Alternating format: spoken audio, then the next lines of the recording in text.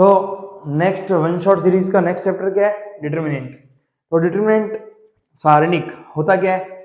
पहले ही बता रखा है, इट इज अ नंबर। सारणिक कुल मिलाकर क्या होती है? एक संख्या होती है। डिटर्मिनेंट क्या होता है? एक number which represent a square matrix, है ना। एक स्क्वायर मैट्रिक्स को एक नंबर के द्वारा रिप्रेजेंट कर रहे हैं। एक स्क्वायर मैट्रिक्स को एक नंबर के द्वारा रिप्रेजेंट करते हैं, तो वो नंबर ही क्या होता है? डिटर्मिनेंट सारणिक। एक वर्ग आव्यूह को एक संख्या द्वारा प्रदर्शित कर रहे हैं, उसको सारणिक बोलते हैं। ठीक है भाई, तो पता चल गया सारणिक एक नंबर होता है। सॉल्व कैसे करते हैं? जैसे मान लो ऐसे आ गया 2 1 3 4, 2 बाई 2 का सारणिक है, इसका मान निकालो। तो मान कैसे निकालते हैं 2 बाई 2 के सारणिक का? 2 बाई 2 के डिटरमिनेंट की वैल्यू निकालेंगे, 2 इंटू 4 माइनस 3 इंटू 1, बस 8 माइनस 3 कितना आ गया? 5। तो डिटरमिनेंट क्या होता है? एक नंबर। देखो नंबर निकल के आ गया। तो 2 बाई 2 के डिटरमिनेंट को कैसे सॉल्व करना है? ये इंटू ये माइनस दिस इंटू दिस। इसको सॉल्व करो। एग्जाम्पल 2 है तुम्हारी बुक का। कैसे होगा? x into x, x square, ये कर दिया माइनस, इसको इससे मल्टीप्लाई, तो x minus 1 into x plus 1, तो ये आ गया एक्स स्क्वायर माइनस ए माइनस बी, ए प्लस बी, ये होता है ए स्क्वायर माइनस बी स्क्वायर, तो x square minus x square plus 1, answer कितना आ गया? 1। 2 बाई 2 का डिटरमिनेंट तो ऐसे ही सॉल्व होगा। एक नंबर का क्वेश्चन बोर्ड में आने वाला है कि सॉल्व करो डिटरमिनेंट को। हो सकता है वो 2 बाई 2 का डिटरमिनेंट आए, हो सकता है 3 बाई 3 का आए। तो 3 बाई 3 का डिटरमिनेंट कैसे सॉल्व करते हैं? ये देखो 3 बाई 3 का डिटरमिनेंट ले रहा हूं, तो 3 बाई 3 का लिया 1 2 0 2 3 1, चलो एक बार 3 ले लेते हैं इसमें, और 0 1 2, इसको सॉल्व करना है। अब 3 बाई 3 का डिटरमिनेंट बहुत तरीके से सॉल्व हो सकता है R1 के अबाउट सॉल्व कर सकता है, R2 के अबाउट, पंक्ति 2 के अबाउट भी सॉल्व कर सकते हैं, R3 के अबाउट भी सॉल्व कर सकते हैं, कॉलम 1 कॉलम 2 और कॉलम 3 के अबाउट भी सॉल्व कर सकते हैं। R1 के अबाउट सॉल्व कर रहा हूं, इसका प्रसार कर रहा हूं, इसको एक्सपेंड कर रहा हूं about R1, expand about R1, R1 के सापेक्ष विस्तार कर रहा हूं। तो इसमें देखो साइन लेते हैं, है ना। सबसे पहले एलिमेंट के ऊपर साइन ले लो तुम प्लस, बाकी अल्टरनेट चला लो। ये प्लस है अगला माइनस होगा, ये माइनस है अगला प्लस होगा, बस। तो प्लस का एक लिया जो लिया है तुमने एलिमेंट, उसके सामने वाली पंक्ति और सामने वाले स्तंभ काट दो। अब जो बच गया इसको सॉल्व कर लो। 3 into 2 minus 1 into 1, 3 into 2 6, minus 1 into 1 1। अब माइनस का 2 लिया, ये गया और ये गया। अब बचा क्या? 2 0 1 2, तो 2 इंटू 2 4, माइनस 0 इंटू 1 0, प्लस का लिया 3 लिया, 3 के सामने वाली कॉलम और रो काट दो, 2 3 0 1, तो 2 इंटू 1 2, माइनस 0 इंटू 3 0, ये आ गया। कितना गया? 6 माइनस 1 5, 4 इंटू 2 8, माइनस 8, और 3 इंटू 2 6, 6 5 11, 11 में से 8 गया तो 3। इस डिटरमिनेंट की वैल्यू 3 आ रही है R1 के अबाउट सॉल्व करने पर। अब यही 3 कैसे भी आ सकती है, कॉलम 1 के अबाउट सॉल्व कर लो, 1 2 3 2 3 1 0 1 2। तो मैंने क्या कहा था? पहले वाले एलिमेंट को क्या ले लो तुम? प्लस ले लो, बाकी साइन अल्टरनेट चलाओ। तो ये प्लस है, अगला होगा माइनस, अगला क्या होगा? प्लस। C1 के अबाउट सॉल्व कर रहा हूं, तो 1 को लिया, अब 1 के सामने वाला कॉलम और रो काट दो, 3 2 6 माइनस 1 5, फिर माइनस का 2 लिया, माइनस 2 के सामने वाली रो और कॉलम काट दो, 2 2 4 माइनस 3 1, और 0 इंटू कुछ भी 0, 5 माइनस 2, फिर से कितना आ गया? 3। R3 के अबाउट सॉल्व कर लो भाई, ये प्लस है माइनस है प्लस है, 1 2 3 1 2 3, उसके बाद है 2 3 1 2 3 1, फिर है 0 1 2। मान लो R3 के अबाउट सॉल्व कर रहा हूं, तो ये प्लस है, अब अल्टरनेट साइन, ये माइनस होगा, ये प्लस माइनस प्लस है ना, plus minus plus minus plus. R3 के अबाउट सॉल्व कर रहा हूं, तो R3 के अबाउट कैसे सॉल्व करेंगे? 0 लिया, 0 इंटू कुछ भी तो 0 होगा, फिर भी देखो क्या आने वाला है, 0 लिया, 0 के सामने वाली रो और कॉलम गया, 2 1 जा 2 माइनस 9, ठीक है ना, माइनस का 1 लिया, अब माइनस 1 के सामने वाली रो और कॉलम गया, 1 इंटू 1 1, माइनस 2 3 जा 6, और प्लस का 2 लिया, प्लस का 2 लिया, ये गया ये गया, 3 माइनस 4 माइनस 1, एक में से गया minus 5 into minus 1 plus 5, 5 minus 2 again कितना आ गया 3। तो 3/3 का डिटरमिनेंट कैसे भी सॉल्व कर सकते हैं। सर ये प्लस से क्यों होता है बेटा, एलिमेंट ए आई जे होता है -1 की पावर आई प्लस जे इंटू सॉल्व करना डिटरमिनेंट। तो अभी उसमें घुसने से मतलब नहीं है, तुम्हें ध्यान रखो, बस प्लस माइनस लेते हैं, ठीक है। तो फर्स्ट 4.1 में तो इतनी आएगा कि evaluate the value of determinant, या और क्या आ सकता है, और ऐसे आ सकता है। चलो बुक का एग्जांपल ले लेते तुम्हारे।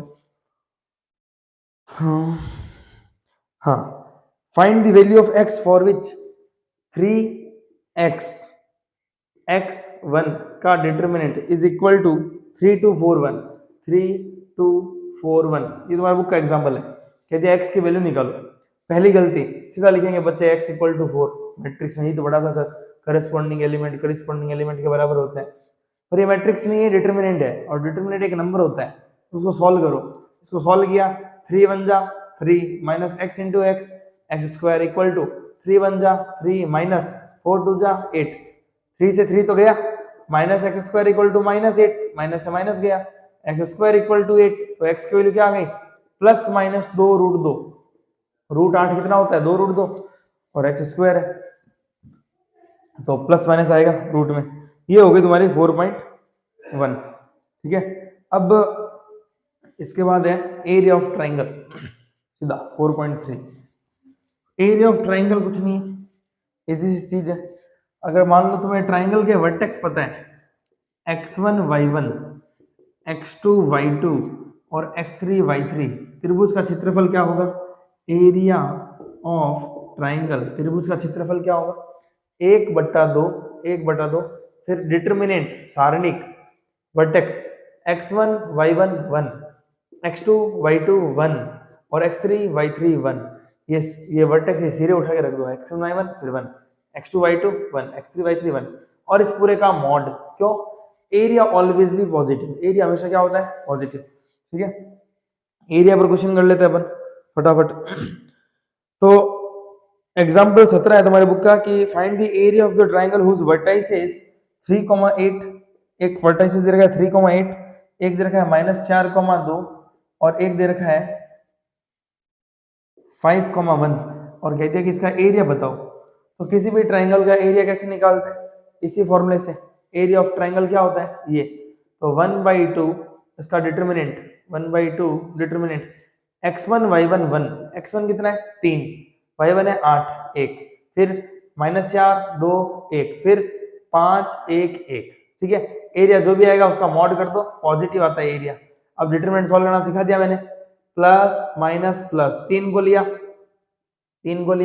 ये गया 2 1 जा 2 2 माइनस 1 1 -8, ये गया -4 -5 माइनस का 9, देखो मैं वापस बता देता हूँ, 3 लिया ये गया 2 1 जा 2 -1 1 आ गया, माइनस का 8 लिया, अब 8 के सामने पंक्ति और ये स्तंभ काट दो, बचा -4 5 1 1, -4 इंटू 1 -4 माइनस 5 इंटू 1 -5 हो गया, -4 ये, फिर 5 इंटू 1, बीच में माइनस लगता है याद करो फॉर्मूले में, और प्लस का 1 इंटू ये गया तो -4 इंटू 1 -4, फिर माइनस फॉर्मूले का, फिर 5 2 जा 10, समझ गए क्या। तो 3 1 जा 3, 5 और 4 9, 9 इंटू 8 72, 72 प्लस का, और ये हो गया माइनस का 14, और बट्टा में कितना है 2, बट्टा में 2 है, 72 और 3 75, 75 माइनस 14 कितना हो गया 5 4 के 1 61/2 आ रहा है,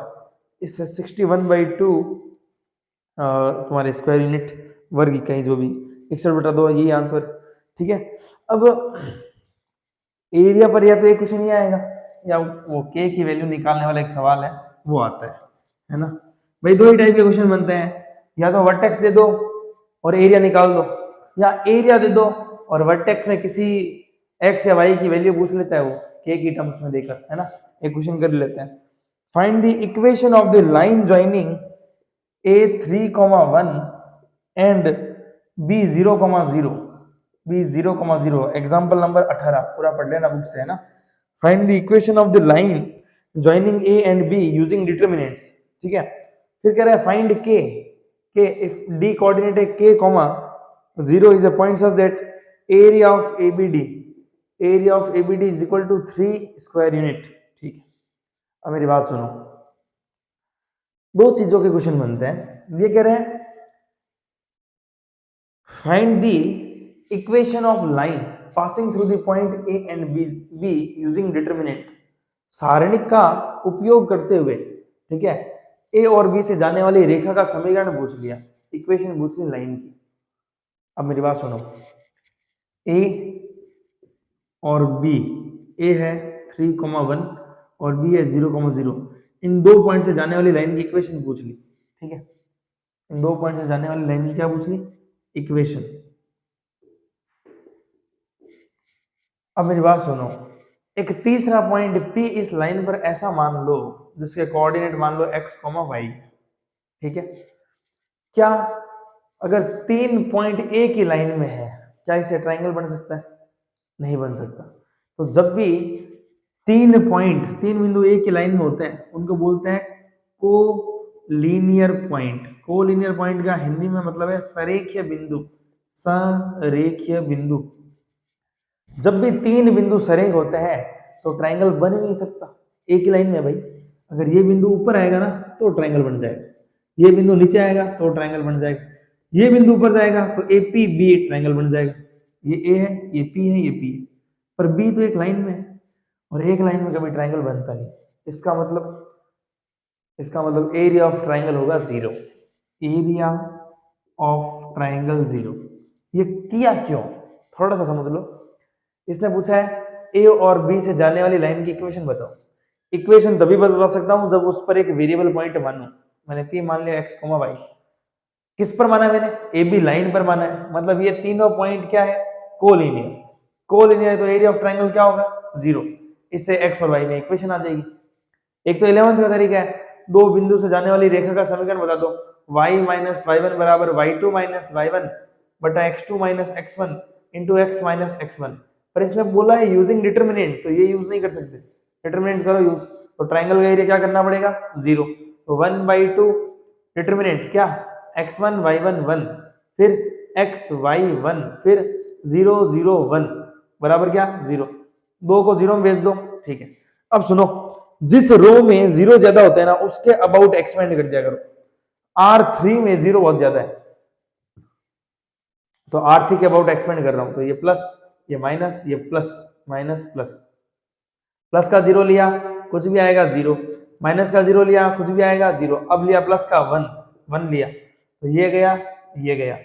3y minus x, 3y minus x बराबर में कितना है, वो 2 0 में चला गया 0, ये 0, ये 0, कुल मिला के लाइन की इक्वेशन आ गई 3y माइनस एक्स बराबर 0, या 3y बराबर x, या y बराबर 1/3x, या आ गई लाइन y बराबर mx, स्लोप है इसकी 1/3, y बराबर mx। ये लाइन की इक्वेशन आ गई। अब एक तो क्वेश्चन है एरिया ऑफ ट्रायंगल निकाल, दूसरा क्वेश्चन है कि डिटरमिनेंट की हेल्प से लाइन की इक्वेशन निकालो। तो लाइन की इक्वेशन कैसे निकलती है, एरिया ऑफ ट्रायंगल 0, दो बिंदु दे रखे होंगे, तुम्हें तीसरा बिंदु P x, y मानना है, ट्रायंगल का एरिया 0 करना है, x और y में रिलेशन आएगा, वही लाइन की इक्वेशन है, ठीक है। अब इसने पूछा है कि यार A और B तो मैंने पॉइंट दे दिए, ठीक है। कह रहे तीसरा पॉइंट D इस प्रकार है कि ABD का एरिया कितना है, 3। अच्छा, मतलब ये कह रहा है कि A पॉइंट है 3,1, B पॉइंट है तुम्हारा 0,0 और D point K,0। D point क्या है, K,0। ये कह रहा है एरिया ऑफ ट्रायंगल ABD ये है 3, ठीक है। तो एरिया ऑफ ट्रायंगल होता है 1/2 मॉड में सारणिक क्या, x1 y1 1, फिर 0 0 1 0 0 1, फिर k0 1 बराबर कितना है, एरिया 3। 2 डिवाइड में उधर गया तो मल्टीप्लाई में, 3 × 2 कितना हो गया, 6। अब यहाँ पर थोड़ा सा जो बच्चों से गलती होती है, ये मॉड भूल जाते हैं। अगर मॉड हटता है तो प्लस माइनस लगता है, जैसे ही मैंने मॉड हटाया यहाँ पर आएगा +-6। अब सॉल्व कर लो, 3 को रखा, ये देखो ये प्लस है, ये माइनस है, प्लस है, 3 को रखा, ये गया 0 -0 0, -1 लिया, ये गया, 0 माइनस के, तो माइनस के, प्लस का 1 लिया, ये गया ये गया, 0 माइनस 0 0, बराबर क्या आ गया प्लस माइनस 6। तो ये हो गया के की वैल्यू आ गई प्लस माइनस 6। के की दो वैल्यू होगी, यानी के की दो वैल्यू होगी, जिससे एबीडी का एरिया क्या बनेगा 3 बनेगा। ये है तुम्हारे 4.3 एरिया ऑफ ट्रायंगल, है ना, इसमें ज्यादा कुछ नहीं था, फिनिश हो गई। एबीडी 3 स्क्वायर यूनिट है 131। अच्छा, मैंने ए पॉइंट थोड़ा अलग ले लिया, बुक में ए पॉइंट दिया हुआ है 1,3, मैंने 3,1 ले लिया है ना, तो कंसेप्ट तो वही है, कर लेना तुम सॉल्व। इसके बाद आता है भाई तुम्हारे माइनर्स एंड कोफैक्टर्स।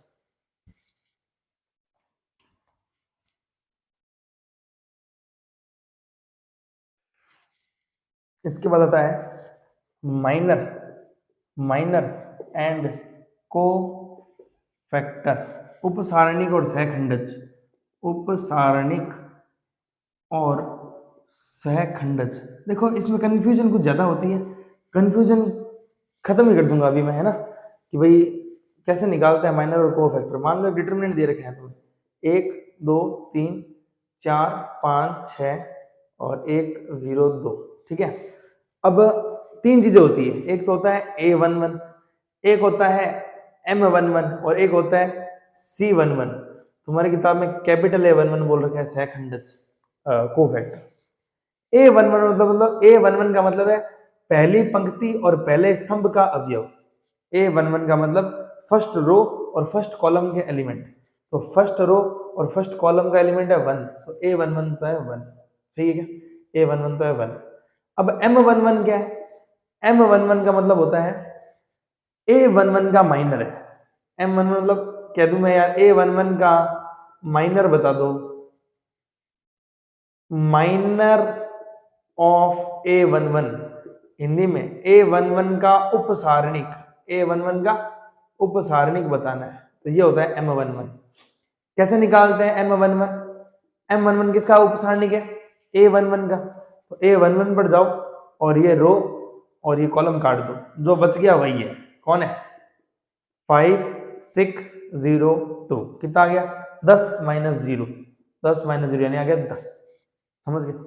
A11 तो कौन था 1 था, अब A11 का माइनर कौन है, तो 1 1 पे जाओ, ये काट दो, बाकी छोड़ दो, जो बच गया बस वो है, जो बच गया बस वो है। अब A11 क्या है, A11 है तो M11 ही, है तो M11 ही, बस साइन का चेंज होगा। अच्छा, तो अगर एक और एक दो, अगर ये इवन है ना बेटा, इवन इवन यानी सम है, तो 10 का 10 आंसर है। ऑड है तो M11 का अपोजिट हो जाएगा ये।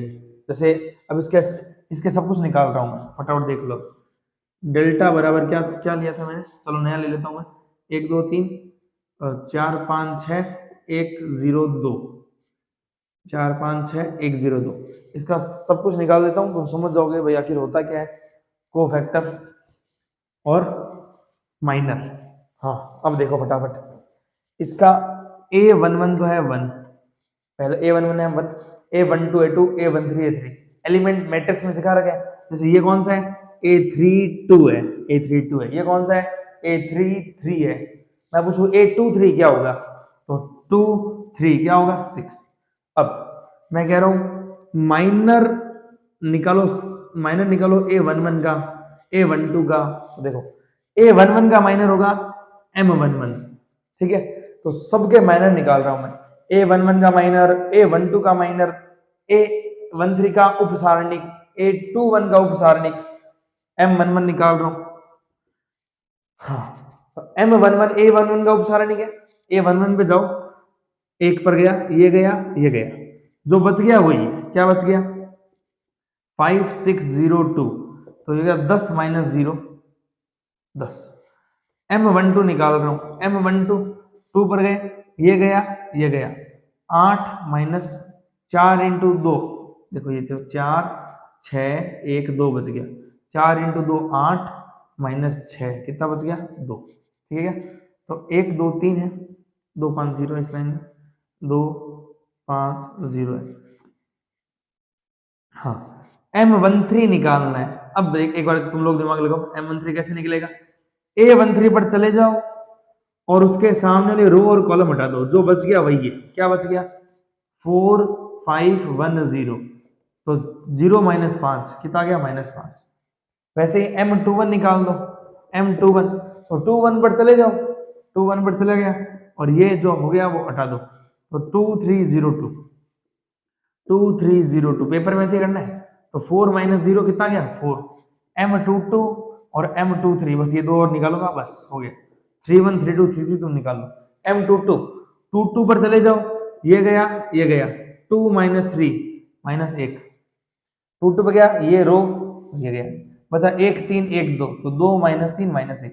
M23 23 पर गया, ये गया ये गया, 1 2 1 0, 1 2 1 0, तो ये हो गया 0 -2 -2। ये सब क्या बताया मैंने? M मतलब माइनर उपसारणी। तो अब मुझे बताना है कोफैक्टर सहखंडज। तो कोफैक्टर होता है A11 A12 A13 A21 A22 A23। अब कोफैक्टर, हाँ, A11 एक और एक दो A1 है ना, तो जो M11 है वही A11 है। याद करो मैंने कहा था ये होते हैं प्लस माइनस प्लस, तो A11 साइन के साथ आता है, तो A11 है तो साइन इसका क्या है? प्लस है, तो ये प्लस का ही आएगा। ठीक है, A11 क्या होगा? 1 पर चले जाओ, ये गया, तो 10 माइनस 0 10 और प्लस का है, तो ये देखो M11 10 है ना, तो A11 भी 10 है। अब M12 है 2, अब देखो 2 और 1 3 ऑड है तो माइनस आएगा, तो 2 की जगह कितना आएगा? ये -2। M11 और A11 M12 A12 M13 A13 सब सेम होते हैं, फर्क है प्लस और माइनस का। ये माइनस का हो गया। अब बताओ M13 -5 है, 3 और 1 4 इवन है, तो बस -5 ही रहेगा वो। A13 हो गया -5। ठीक है, M21 4 है, देखो 2 और 1 3 ऑड है, ऑड मतलब ये नेगेटिव हो जाएगा, 4 की जगह हो जाएगा -4। 22 -1 है, 2 और 2 4 इवन है, तो नो साइन चेंज नहीं होगा। 23 है -2, तो 3 और 2 5 ऑड है, विषम है तो -2 की जगह कितना होगा? +2। अब देख लो, ये प्लस का था A11, ये देखो ये माइनस का होता है, तो देख लो उसको काट के, 8, ये है 1 4 1 2 5 0 3 6 2। तुम जाओ कि मैंने कह दिया A12 निकालना है, तो A12 पे गए, दिमाग में ध्यान रखो, A12 पे गए, ये गया 8 माइनस 6 2 आया, लेकिन A12 नेगेटिव साइन वाला होता है, तो माइनस। तो एलिमेंट अलग चीज है, A11 है तो 1 है, M11 1 पर गए, साइन वाइन कुछ मतलब नहीं है, बस जो बच गया वो है M11। अब ये इवन है तो 10 का 10 ही रहेगा, ऑड है तो जो ये है उसका अपोजिट साइन होगा, बस यही है minor and cofactor. Minor and cofactor समझ गए। अब इसमें प्रॉपर्टी एक और कुछ एग्जांपल भी करा देता हूं। एक प्रॉपर्टी ध्यान रखना कि एक डिटर्मिनेंट के, जैसे मान लो A11 A12 A13 A21 A22 A23 और A31 A32 A33 एक डिटर्मिनेंट है। अगर तुम फर्स्ट रो के एलिमेंट को इसी के कोफैक्टर से मल्टीप्लाई करा के जोड़ते हो तो डिटर्मिनेंट की वैल्यू आएगी, और फर्स्ट रो के एलिमेंट को किसी और रो के कोफैक्टर से मल्टीप्लाई कराते हो तो 0 आएगा। दो चीज बोल रहा हूं मैं, अगर पहली पंक्ति के अवयव है A11 A12 A13 और उसी पंक्ति के सहखंडज है A11 A12 A13, उनकी तुम गुणा कराकर जोड़ते हो तो ये आएगा डिटर्मिनेंट की वैल्यू। ठीक है, और पहली पंक्ति के एलिमेंट है, लेकिन सहखंडज कोफैक्टर दूसरी पंक्ति के हैं, A21 A22 और A23, फिर जोड़ते हो तो इसकी वैल्यू आएगी 0। यही नियम सब में लागू होगा। अगर पहली पंक्ति के पहले स्तंभ के अवयव है और पहले स्तंभ के सहखंडज है और उनकी गुणा करा के जोड़ोगे तो डिटर्मिनेंट की वैल्यू आएगी। अब फर्स्ट कॉलम के तो एलिमेंट है पर कोफैक्टर थर्ड कॉलम के है, तो इसकी वैल्यू 0 आ जाएगी। जैसे मैं कह रहा हूं A11 और कैपिटल A11 प्लस A21, तो कैपिटल A21 प्लस A31 और कैपिटल A31 पहले स्तंभ के अवयव है और पहले ही स्तंभ के सहखंडज है, तो इसकी वैल्यू तो आएगी डिटरमिनेंट की वैल्यू के बराबर, सारणी के मान के बराबर आएगा ही। लेकिन अवयव तो ये पहले स्तंभ के हैं, फर्स्ट कॉलम के हैं, लेकिन सहखंडज इसके हैं, ये चलो अलग लिख देता हूं मैं, A11 A13 A21, लेकिन A23 और A13 और A33, तब इसकी वैल्यू क्या आएगी 0। तो डिटरमिनेंट में माइनर कोफैक्टर में तो तुम्हारा यही है, चाहो तो एग्जांपल 21 22 सब कर लेना, तुम सब ये निकाल रखा है। और जो मैंने बताया वो 4.4 का क्वेश्चन नंबर 5 है, ये इतना है। इसके बाद तुम्हारा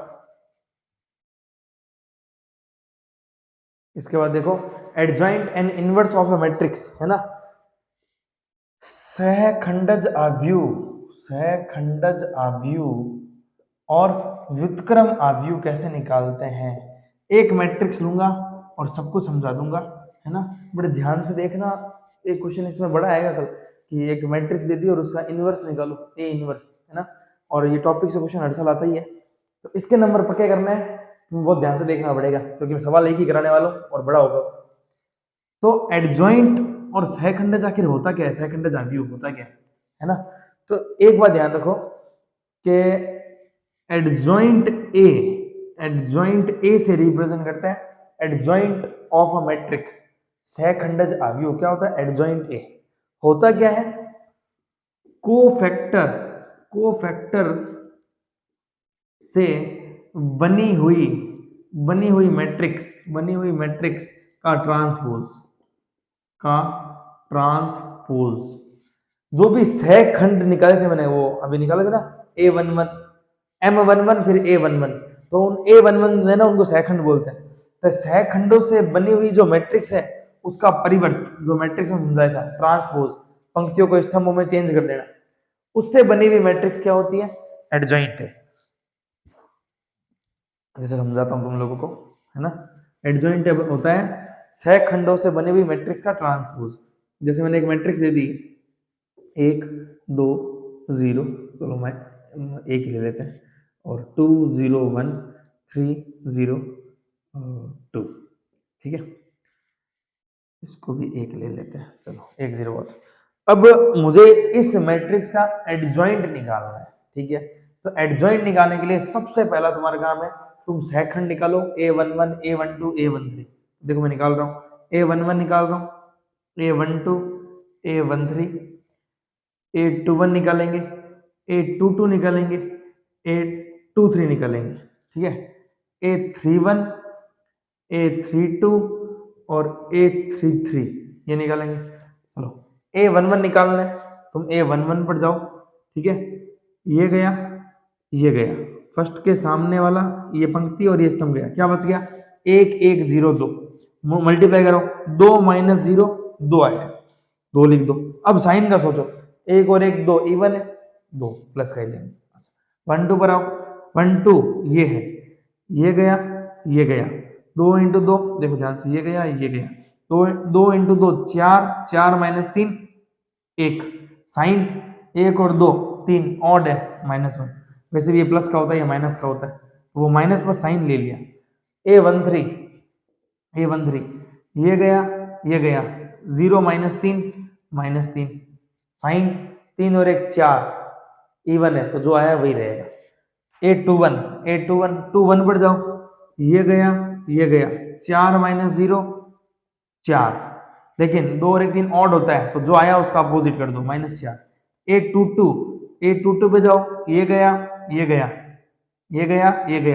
2 - 3 -1, साइन देखो इवन है, तो ये 1 2 3 है, ये 2 है, ये 1 है, ये 0 है, ये 1 है, ये 1 है और ये 2 है, ठीक है। 2 3 पर जाओ, 2 3 ये गया 0 - 6, देखो मैं 2 3 पर गया हूं, तो 2 3 के सामने वाली पंक्ति और स्तंभ गया, 1 × 0 0 -6 अब 2 3 और 2 5 ऑड है, प्लस से हो जाएगा। A31 ये गया 2 - 1 1, 3 और 1 4 इवन है, एक ही रहेगा, A32 ये गया, ये गया, 1 माइनस 2 माइनस 1 ऑड है प्लस 1, A33 ये गया, ये गया, 1 माइनस 4 माइनस का 3 और इवन है तो माइनस 3 ही रहेगा। ये आ गया कोफैक्टर। अगर कैलकुलेशन बाई चांस मैंने गलत कर दिया तो तुम सही कर लेना। कंसेप्ट यही है ना। एडजॉइंट ए क्या होता है? एडजॉइंट ए कोफैक्टर से बनी हुई मैट्रिक्स, जैसे A11 कितना है?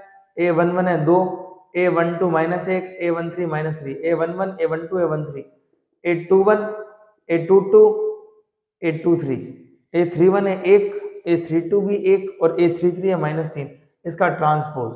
तो एडजॉइंट कुल मिला के क्या आ गया? जो पंक्ति है उसको स्तंभ में बदल दो। 2 माइनस 1 माइनस 3 ये पंक्ति थी, इसको स्तंभ में चेंज कर दो।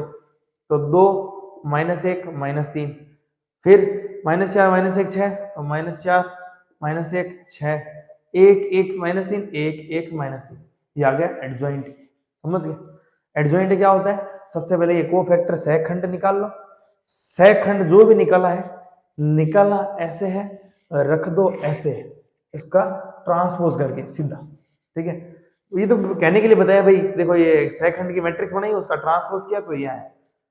अपन सीधा भी लिख सकते हैं, ये निकाला और इसका सीधा पंक्ति को सीधा स्तंभ में चेंज किया और एडजॉइंट आ गया। आ गया? तो एडजॉइंट समझ में आ गया तुम लोगों को, सेकंड अवयव। अब इसके बाद क्या है? इसका इनवर्स। अब इनवर्स समझने के लिए एग्जाम्पल तो यही पड़ा है अपना, है ना। मैं तुम्हें खाली समझा देता हूं इनवर्स ऑफ अ मैट्रिक्स क्या है। इनवर्स, ये इनवर्स मैंने पहले भी चर्चा की थी मैट्रिक्स में, याद करो। ए बी बराबर बी ए बराबर आई, तो बी होता है ए का इनवर्स। एक प्रॉपर्टी है ए इंटू एडजॉइंट ए बराबर एडजॉइंट ए इंटू ए, ये होता है determinant A into I n के। तुम एडजॉइंट ए को, इसको एडजॉइंट ए को अगर तुम इस ए से मल्टीप्लाई कराते हो, एडजॉइंट ए को किससे मल्टीप्लाई कराई? ए से, या ए को कराई एडजॉइंट ए से, फिर एडजॉइंट ए को कराई ए से, और ये दोनों किसके बराबर आते हैं? डिटर्मिनेंट ए इंटू आई के। ए को एडजॉइंट ए से गुणा कराऊंगा ना, ये आएगा इस ए का डिटर्मिनेंट सारणिक इंटू इकाई अवयव आई एन। ठीक है ना। और ये ध्यान रखना, इकाई अवयव को रिप्रेजेंट करने का तरीका भी आई एन ही होता है, मतलब एन क्रॉस एन का इकाई अवयव है। अच्छा, अब आओ, ये प्रॉपर्टी तो बताइए, मैं डिटर्मिनेंट ए का भाग दे रहा हूं, तो ए इंटू एडजॉइंट ए बटा डिटर्मिनेंट ए बराबर एडजॉइंट ए बटा डिटर्मिनेंट ए इंटू ए बराबर कितना है? आई। तो ये ऐसा नहीं कुछ ए इंटू बी बराबर बी इंटू ए बराबर आई, ऐसा ही तो है। और जब भी ए बी बराबर बी ए बराबर आई होता है, बी ए का क्या होता है? इनवर्स। बी होता है ए का इनवर्स, तो ए का इनवर्स कौन है? बी। और ये बी कौन है? एडजॉइंट ए बटा डिटर्मिनेंट ए। तो एक फॉर्मूला आ गया ए इनवर्स का, एडजॉइंट ए बटा determinant A. Very important, very very very very very important, आते रहता है क्वेश्चन। क्या? ए इनवर्स होता है एडजॉइंट ए बटा डिटर्मिनेंट ए। अब क्वेश्चन आ गया कि इस मैट्रिक्स का ए इनवर्स निकालो, तो ठीक है, इस मैट्रिक्स का ए इनवर्स क्या होता है? इस मैट्रिक्स का ए इनवर्स होता है इस मैट्रिक्स का एडजॉइंट है बटा इस मैट्रिक्स का डिटर्मिनेंट है, और इस मैट्रिक्स का एडजॉइंट है मैंने निकाल रखा है, ये रहा। अब डिटर्मिनेंट ए निकाल लो, डिटर्मिनेंट ए निकालो इस मैट्रिक्स का डिटर्मिनेंट ए। डिटर्मिनेंट ए वही प्लस माइनस प्लस, एक को रखा, एक को रखा, पंक्ति गया स्तंभ गया, 1 इंटू 2 2 माइनस 0 2 माइनस 0, फिर माइनस का 2 लिया, माइनस का 2 लिया, पंक्ति स्तंभ गया, 4 माइनस 3 4 माइनस 3 1 प्लस 1 लिया, ये गया, ये गया, 0 माइनस 3 माइनस 3, डिटरमिनेंट आ गया 2 माइनस 2 माइनस 3, डिटरमिनेंट आ गया माइनस 3। ए इनवर्स क्या होता है? ए इनवर्स एडजॉइंट ए बटा डिटरमिनेंट है, और एडजॉइंट ए तक मैट्रिक्स ही है, क्या है?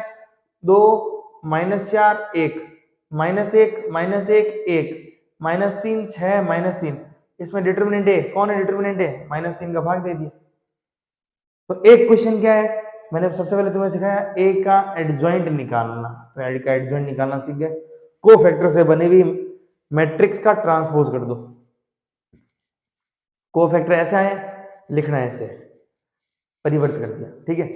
इसी मैट्रिक्स में इसके ही डिटर्मिनेंट का भाग दे दो तो ए इनवर्स आ गया, इजी है। ए इनवर्स एडजॉइंट है बटा डिटर्मिनेंट है, डिटर्मिनेंट आया -3, ये एडजॉइंट है, ये सब डिवाइड कर दिया -1/3, गुणा कराएंगे तो -2/3 प्लस 4/3 -1/3 वो हो जाएगा, बाहर पड़ा है तो भी कोई दिक्कत नहीं है। ये आ गया ए इनवर्स। ए इनवर्स होता है एडजॉइंट है बाई डिटर्मिनेंट ए, ठीक है क्या? बता दूं तो मैंने तुम्हें एडजॉइंट ए निकालना सिखा दिया, उसका इनवर्स निकालना सिखा दिया, A inverse adjoint upon determinant है।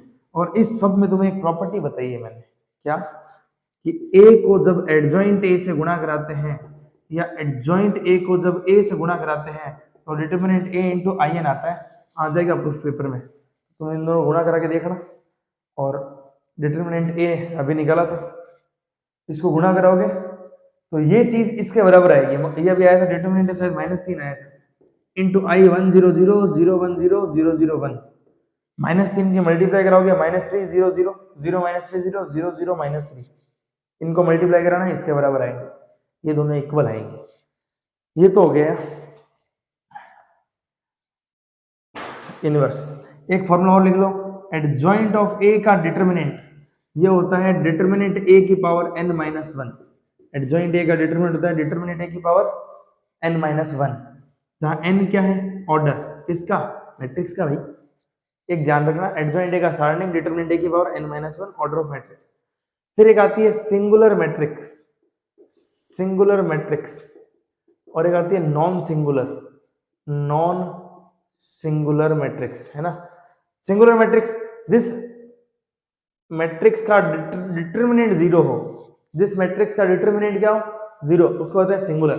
अच्छा एक बात बताओ, डिटर्मिनेंट 0 है तो ए इनवर्स क्या होता है, एडजॉइंट ए बटा डिटर्मिनेंट ए, डिटर्मिनेंट 0 है, समथिंग बाय 0 अनडिफाइंड अनंत, यानी जिस मैट्रिक्स का डिटर्मिनेंट 0 है उसका इनवर्स एग्जिस्ट नहीं करता, एग्जिस्ट नहीं करता। क्यों नहीं करता, समथिंग बाय 0 अनंत आ रहा है, ए इनवर्स एग्जिस्ट नहीं करता।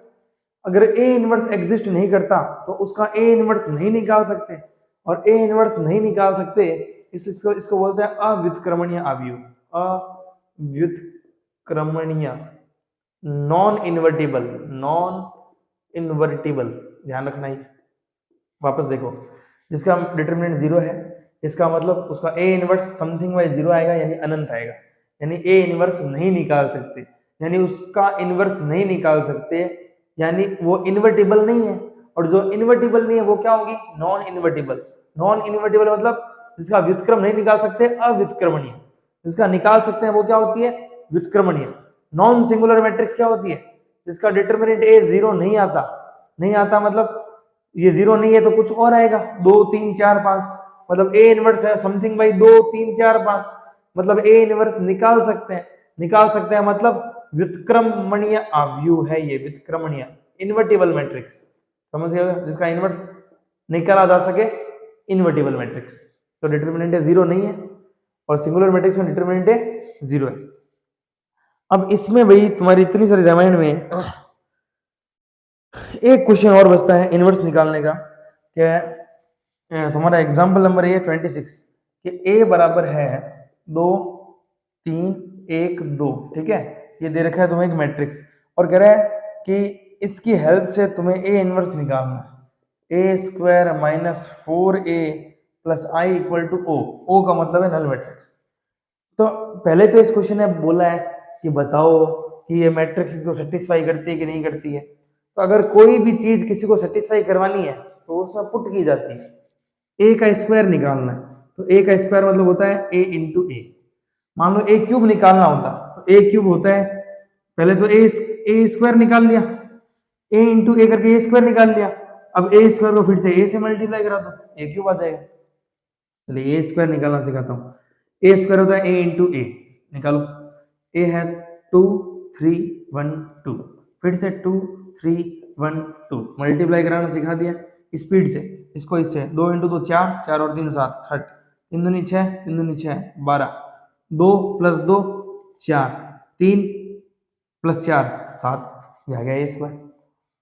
अब देखो सेटिस्फाई करता है कि नहीं करता, ये सेटिस्फाई तो करेगा ही, इसकी ही इक्वेशन है, सेटिस्फाई तो करेगा, तो कराओ सेटिस्फाई। ए का स्क्वायर इसमें रख दो, तो ए का स्क्वायर कितना है 7, 12, 4, 7 माइनस 4, ए की जगह क्या आएगा, ए की जगह 7, 12, 4, 7 सॉरी 2, 3, 1, 2 2, 3, 1, 2 प्लस आई 1, 0, 0, 1। क्वेश्चन क्या है, क्वेश्चन ये है शो दैट, दिखाइए कि जो मैट्रिक्स ए है इस इक्वेशन को सेटिस्फाई करती है। मतलब ये इसमें पुट करूंगा तो इसको सॉल्व करने पर नल मैट्रिक्स आनी चाहिए, शून्य अवयव आना चाहिए। तो मैंने ए स्क्वायर निकाला ए इंटू ए करके, ए तो पता ही है, चलो रख दिया। ए स्क्वायर की वैल्यू माइनस 4 इंटू ए, तो 4 इंटू ए कितना है 2, 3, 1, 2 प्लस आई है 1, 0, 0, 1। सॉल्व करते हैं, 4 इंटू 2 कितना हो जाएगा, 4 की गुणा करा रहा हूँ, 4 इंटू 2 कितना हो जाएगा 8, 4 इंटू 3 हो जाएगा 12, 4 इंटू 1 4, 4 इंटू 2 8, ठीक है।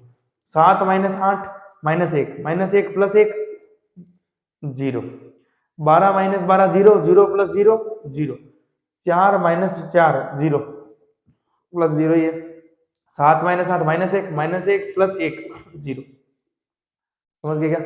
तो इनको सॉल्व करने पर आ रहा है नल मैट्रिक्स, यानी ये मैट्रिक्स इसको सेटिस्फाई करती है। अब इसकी हेल्प से ए इनवर्स कैसे निकालेंगे वो देख लो तुम लोग। इसकी हेल्प से ए इनवर्स कैसे निकालेंगे, A square minus 4a plus I है null matrix, sorry A square minus 4a plus I equal to O null matrix है। पूरी इक्वेशन में ए इनवर्स की मल्टीप्लाई करवा दो, तो A inverse into A square को लिख दिया A into A minus 4 A inverse into A plus A inverse into I बराबर A inverse into null matrix. पूरे समीकरण में ए इनवर्स से गुणा करा दी। अभी बताया था ए इंटू ए इनवर्स क्या होता है आई, और किसी मैट्रिक्स को आई से कराएंगे तो वही मैट्रिक्स, 2 को 1 से कराऊंगा तो 2, मैट्रिक्स को आई से कराऊंगा तो matrix, minus A into A inverse I plus A inverse आई से कराया ए इनवर्स बराबर 0 इंटू समथिंग 0। ए इनवर्स की वैल्यू क्या आ गई, A inverse 4i minus A, minus 4i उधर गया प्लस 4i, प्लस उधर गया माइनस ए, तो ए इनवर्स की वैल्यू आ गई 4, आई हो गया 1, 0, 0, 1 माइनस ए है 2, 3, 1, 2 2, 3, 1, 2, तो ए इनवर्स क्या आ गया 4, 0, 0, 4, 4 की गुणा करा दी, 4 में से 2 गया 2, 0 माइनस 3 0 माइनस 1 4 माइनस 2 2 आ गया, ये आ गया ए इनवर्स। एक और तरीका ए इनवर्स निकालने का, एडजॉइंट ए बटा डिटरमिनेंट एक तरीका है, एक तरीका ये भी है, अगर इक्वेशन दे रखी है तो -2 -3 -1 2, ये तुम्हारा करेक्ट आंसर है। ये हो गई तुम्हारे। अब लास्ट एक्सरसाइज बचती है, ठीक है ना, मैट्रिक्स मेथड से सॉल्व करना डिटरमिनेंट को, संगत असंगत निकालना उसमें, तो इसके बाद चलो वो करते हैं कंप्लीट। तो लास्ट क्या है, solution of system of linear equation है, ये लास्ट टॉपिक है और जल्दी खत्म कर दूंगा इसको भी। देखो एक्स वाई जेड की वैल्यू तो 10th में भी निकालते थे, अब आज निकालना है मैट्रिक्स मेथड की हेल्प से निकालना है एक्स वाई जेड की वैल्यू जब इक्वेशंस दे रखी हो। इक्वेशन दे रखी है a1x plus b1y plus c1z equal to d1, वैसे ही दूसरी, ये तीसरी, ये सब लीनियर इक्वेशन है क्योंकि सबकी एक्स वाई जेड की सबकी पावर एक एक है, ठीक है। इस पूरे सिस्टम को ऐसा लिख सकता हूँ ना, a इंटू एक्स बराबर b, ऐसा कैसे लिख दिया सर, बेटा a एक मैट्रिक्स है जो एक्स वाई जेड के कोफिशिएंट से बनी हुई है, a1 b1 c1 a1 b1 c1 a2 b2 c2 a3 b3 c3। x एक मैट्रिक्स है जो वेरिएबल मैट्रिक्स है और कॉलम मैट्रिक्स है एक्स वाई जेड, और b एक मैट्रिक्स है और वो भी है column matrix d1 d2 d3, सही है। अब देखो जरा खुद सोचो, a को अगर मैं x से मल्टीप्लाई कराऊं तो वो b के बराबर आएगा, हाँ, a एक मैट्रिक्स है, x एक मैट्रिक्स है बराबर b एक मैट्रिक्स है। a कौन है, a1 b1 c1, ये कौन है, a2 b2 c2, ये कौन है, a3 b3 c3, ये है x y z, ये है d1 d2 d3। ध्यान से देखो, a1x plus b1y plus c1z बराबर d1, यही तो है, a1x plus b1y plus c1z equal to d1, a2x plus b2y plus c2z, इस रो को इस कॉलम से गुणा करा रहा हूँ, a2x plus b2y plus c2z बराबर कौन है, d2। तो इस सिस्टम को मैंने मैट्रिक्स के अंदर डाल दिया तो ax बराबर b, सही है। अब फिर से वही बात आएगी, भाई अपने 3 प्रकार की चीजें पढ़ी है, अगर लाइनें कट करती है तो यूनिक सॉल्यूशन, लाइनें पैरेलल है तो नो सॉल्यूशन, और लाइनें कोइंसिडेंट है, एक के ऊपर एक है, तो इनफाइनाइट सॉल्यूशन। प्रतिच्छेदी रेखा है तो अद्वितीय हल, समांतर रेखा है तो कोई हल नहीं, और एक के ऊपर एक है, संपाती रेखा है तो अनंत हल। यही था, वापस यही पढ़ने वाले। तो देखो इस बार वही, तो ए एक्स बराबर बी है, ए एक्स बराबर है बी। अब मान लो कि डिटर्मिनेंट ए निकाला मैंने इस मैट्रिक्स का, ये ए मैट्रिक्स है, इसका निकाला मैंने डिटर्मिनेंट ए, और वो जीरो नहीं आया। अगर डिटर्मिनेंट ए जीरो नहीं आया, बी बराबर है डी1 डी2 डी3 है ना, बी बराबर है डी1 डी2 डी3। अगर मान लो डिटर्मिनेंट ए जीरो नहीं आया, इसका मतलब उसका इनवर्स एग्जिस्ट करता है, क्योंकि मैंने पढ़ाया था ए इनवर्स होता है एडजॉइंट ए बटा डिटर्मिनेंट ए। अब डिटर्मिनेंट ए जीरो नहीं है, जीरो नहीं है तो कुछ तो है, तो समथिंग बाई कुछ का भाग लग सकता है, तो ए इनवर्स एग्जिस्ट करता है। अगर ए इनवर्स एग्जिस्ट करता है तो इसमें ए इनवर्स की गुणा करा रहा हूं, तो A inverse into A X बराबर A inverse into B, A into A inverse हो गया I, X into I X, X बराबर आ गया ए इनवर्स बी, एक्स बराबर क्या आ गया ए इनवर्स बी। अगर डिटर्मिनेंट ए जीरो नहीं है, इसका मतलब ये ध्यान रखना यूनिक सॉल्यूशन है। यूनिक सॉल्यूशन का मतलब एक हल आएगा, एक सॉल्यूशन आएगा उसका, मतलब कि एक्स वाई जेड की एक एक वैल्यू आएगी। हिंदी में बोलते हैं अद्वितीय हल, अद्वितीय हल। और क्या बोलते हैं कंसिस्टेंट, कंसिस्टेंट का मतलब समझते हो, जिसका सॉल्यूशन आता हो उसको बोलते हैं कंसिस्टेंट, और इनकंसिस्टेंट का मतलब जिसका सॉल्यूशन नहीं आता, नो सॉल्यूशन, उसको बोलते हैं इनकंसिस्टेंट। हिंदी में इसको बोलते हैं संगत और इसको बोलते हैं असंगत। जिसका हल आ जाए वो संगत है और जिसका हल नहीं आए वो असंगत। अब हल दो प्रकार से आ सकता है, या तो एक हल हो या फिर अनंत हल हो। हल तो हल होते हैं, तो संगत के अंदर कौन आएंगे, एक तो यूनिक सॉल्यूशन वाला आएगा, यूनिक सॉल्यूशन, और एक आएगा इनफाइनाइट सॉल्यूशन। कोई कह रहा है कि किसी चीज का इनफाइनाइट सॉल्यूशन है, वो कंसिस्टेंट है कि इनकंसिस्टेंट, तो आंसर होगा कंसिस्टेंट। कोई कह रहा है यूनिक सॉल्यूशन है, तो भी क्या होगा कंसिस्टेंट। सॉल्यूशन है ना मतलब कंसिस्टेंट, सॉल्यूशन नहीं है नो सॉल्यूशन, कोई हल नहीं, तो इनकंसिस्टेंट असंगत। ठीक है, अब मैं कह रहा हूं कि ए एक्स बराबर बी है, ठीक है, डिटर्मिनेंट ए अगर जीरो नहीं आता, इसका मतलब ए इनवर्स एग्जिस्ट करता है। तो डिटर्मिनेंट ए जीरो नहीं आता तो उसका यूनिक सॉल्यूशन है अद्वितीय हल है, मतलब एक्स वाई जेड की एक एक वैल्यू आएगी। तो दोनों तरफ मैंने ए इनवर्स की गुणा करी और एक्स निकाल लिया ए इनवर्स बी। एक्स का मतलब एक मैट्रिक्स है x y z, A inverse एक 3x3 की मैट्रिक्स है और बी एक कॉलम मैट्रिक्स है।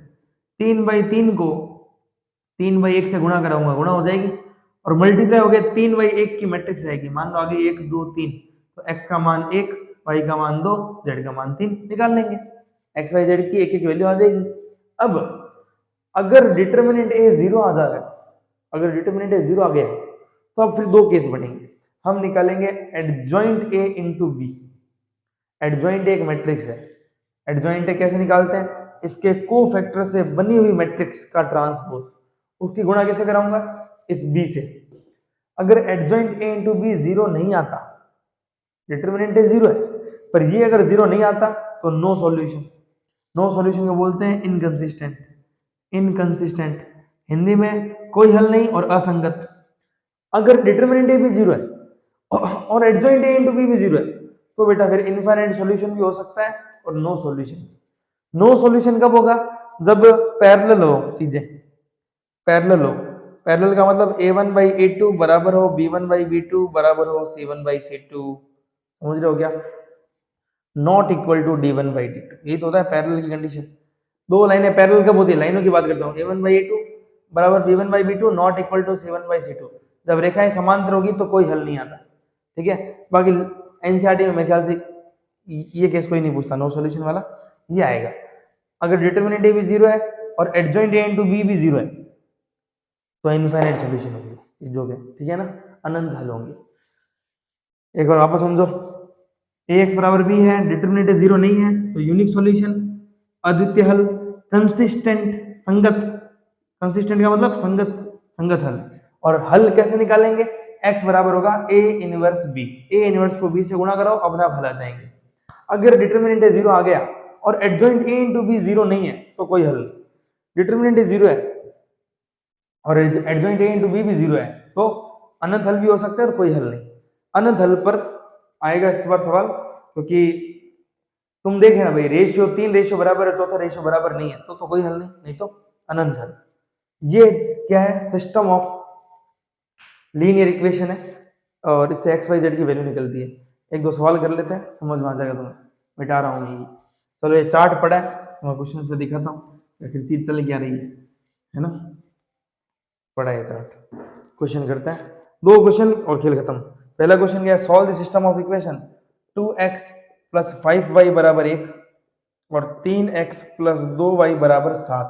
इसको तो 10वीं के मेथड से सॉल्व कर सकते हैं, एलिमिनेशन मेथड लगा के, पर इसमें क्या solve the system by matrix method. Solve करते हैं, सबसे पहले बनाओ ए बना लो। ए क्या होगा, 2 5 3 2। एक्स और वाई के जो आगे है ना उनसे एक मैट्रिक्स बना लो, 2 5 3 2 बना ली। एक्स बना लो, एक्स क्या है, कॉलम मैट्रिक्स एक्स और वाई। और बी बना लो, बी क्या है, 1 और 7। सही है। सबसे पहले निकालो डिटरमिनेंट ए, तो 2 इंटू 2 4 माइनस 5 3 15। इस मैट्रिक्स का डिटरमिनेंट निकाला है माइनस का 11, 0 नहीं है ना।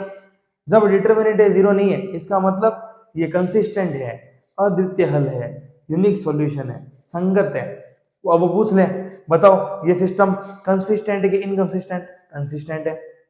संगत है कि असंगत? संगत है। तो या हो सकता है ये पूछ ले इसकी यूनिक सॉल्यूशन है कि इनफाइनाइट सॉल्यूशन? डिटरमिनेंट 0 नहीं है ना, यूनिक सॉल्यूशन है। सॉल्यूशन है तो सॉल्यूशन निकाल लो, तो निकाल दो। जब ये आएगा तो x होगा a इनवर्स b, x होगा a इनवर्स इंटू बी। ठीक है। अच्छा, 2 इंटू 2 का a इनवर्स क्या होता है, a इनवर्स एडजॉइंट ए बटा डिटरमिनेंट ए।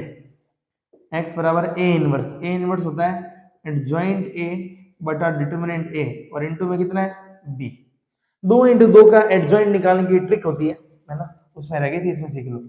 एडजॉइंट ऑफ ए कैसे निकालते हैं, 2 इंटू 2 का, इन दोनों को चेंज कर लो। मैट्रिक्स क्या है, 2 5 3 2, इन दोनों को करो चेंज, 2 2 का 2 2 चेंज कर लिया और इनका साइन चेंज कर दो, -3 और -5, -3 और -5।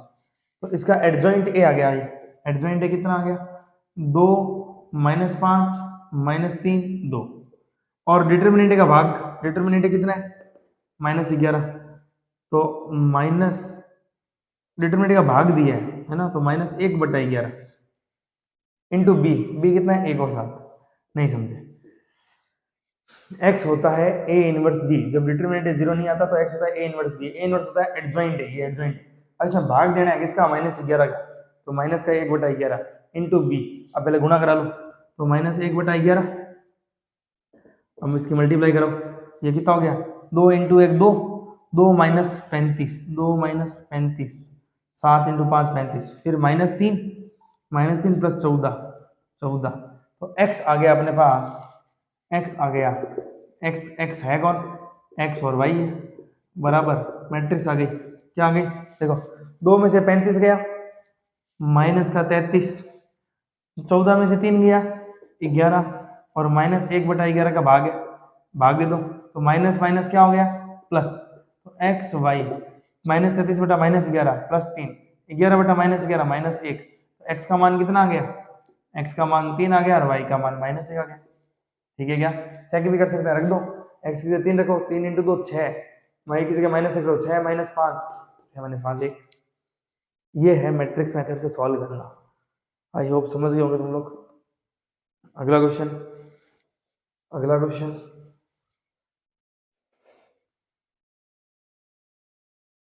Solve the following equation by matrix method, 3x minus 2y plus 3z बराबर 8 और 2x plus Y minus z बराबर 1 और 4x minus 3y plus 2z बराबर 4। ठीक है, इसको कैसे सॉल्व करना है, तरीका देख लो। सबसे पहले ए मैट्रिक्स बना लेंगे। ए मैट्रिक्स क्या है, 3 - 2 3, 2 1 -1, 4 -3 2, बना लिया। एक्स बना लेंगे, एक्स क्या होगा, एक्स वाई जेड, और बी बना लेंगे, बी क्या है 8 1 4। सही है। अब सबसे पहले निकालेंगे डिटरमिनेंट ए, अगर डिटरमिनेंट ए 0 नहीं आया इसका मतलब कंसिस्टेंट है, सॉल्यूशन निकाल सकते हैं। और सॉल्यूशन होता है x बराबर a इनवर्स b। क्या इस मैट्रिक्स का a इनवर्स नहीं निकाल सकते? एडजॉइंट ए बटा डिटरमिनेंट है, उसको किसकी मल्टीप्लाई करानी है? b की।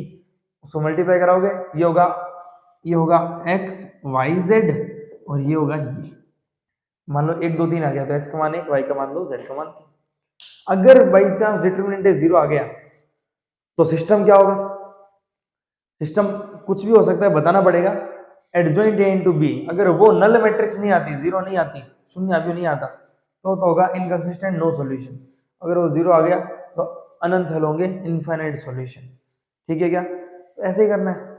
अगला क्वेश्चन थ्योरी का है, थोड़ा सा थ्योरी क्या है क्वेश्चन की, ये कर लेना, ये बहुत इजी है। एग्जांपल 28 था ये।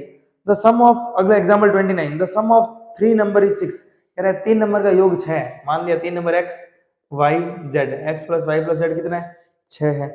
If we multiply third number by 3 and add second number to it, if we multiply third number if you multiply third number by 3 और add second number then we get 11, तो मिलता है 11।